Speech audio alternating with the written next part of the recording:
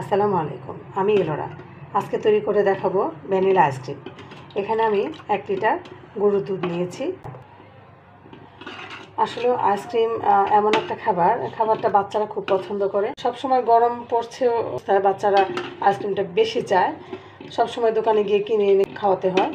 এই জন্য চিন্তা করলাম যে ঘরে যা যা আছে সব উপকরণ দিয়ে যদি একটি ভ্যানিলা আইসক্রিম তৈরি করা যায়, তাহলে আর চড়া দামে দোকান থেকে কিনে এনে খেতে হবে না, এবং এই খাবারটাতে বাচ্চাদের অনেকটা তৃপ্তিও হবে, আনলিমিটেড খেতে পারবে। এখানে আমি 3 চামচ কর্নফ্লাওয়ার নিয়েছি, দুধ দিয়ে গুলে। এটা আমি এখানে ঢেলে দেব।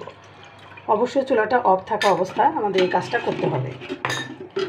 তারপর এখানে আমি 10 টাকা দামের যে প্যাকেট আছে সেই প্যাকেটের 1 প্যাকেট গুঁড়া দুধ নিয়েছি। এরপর আমি এখানে 1/3 কাপ কনডেন্স মিল্ক দিয়ে দেব।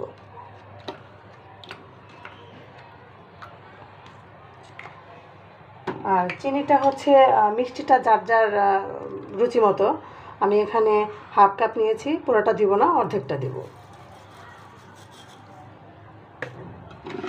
তারপর ভালোভাবে নেড়ে চেড়ে মিক্সড করে নিতে হবে। এই অবস্থায় যদি চুলাটা জ্বালানো থাকে তাহলে এই খাবারগুলো মিক্সড হবে না, বরঞ্চ দলা পেকে যাবে। এখন আমি ইন্ডাকশনটা অন করে দেব। ভালোভাবে যেহেতু মিক্সড হয়ে গিয়েছে, এরপর আমি ভালোভাবে নেড়ে চেড়ে ঘন হওয়া পর্যন্ত অপেক্ষা করব। আসছি ঘন হওয়ার পর। এ পর্যায়ে যেহেতু এটা ভ্যানিলা আইসক্রিম, এখানে আমি ফোস্টারের ভ্যানিলা এসেন্সটা দিয়ে দিব।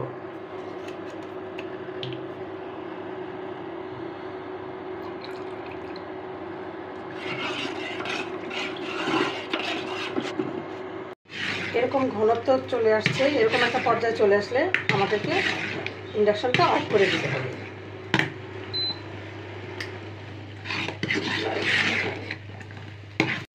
আমি যে আইসক্রিমটা জাল দিয়েছিলাম, আইসক্রিমের দুধটা, সেই দুধটা ঠান্ডা করার পর ঘন হয়ে এরকম একটা পর্যায়ে চলে আসছে।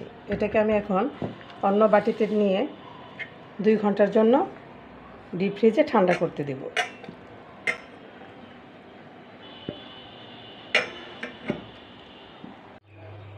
2 ঘন্টা ডিপ ফ্রিজে রাখার পর আমার আইসক্রিমের ব্যাটারটা ঠিক এরকম একটা বরফ বরফ হয়েছে।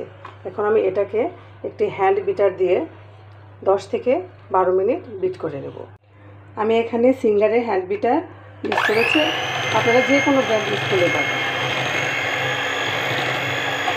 প্রথম 5 মিনিট অল্প স্পিডে বিট করে নেব।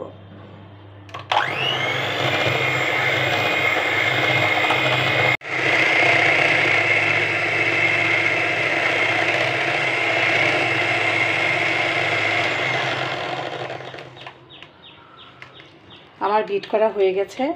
এখন আমি এটাকে মোল্ডে সেট করে নেব। আমি মোল্ডে ঢেলে নিচ্ছি। এখানে একটা 1 লিটারের মোল্ড নিয়েছি আমি।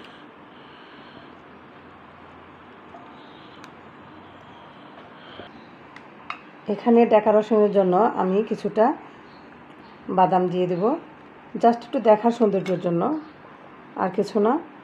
বাদাম দিয়ে দিচ্ছি, আর সাথে কিছুটা কিশমিশ দিয়ে দিচ্ছি।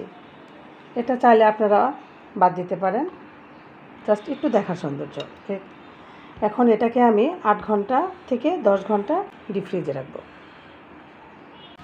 যে আইসক্রিমটা আমি জমতে দিয়েছিলাম ডিপ ফ্রিজে, 8 ঘন্টা পর সেটা জমে এরকম হয়েছে। এই হচ্ছে আমার ঠান্ডা ঠান্ডা ভ্যানিলা আইসক্রিম। আল্লাহ হাফেজ।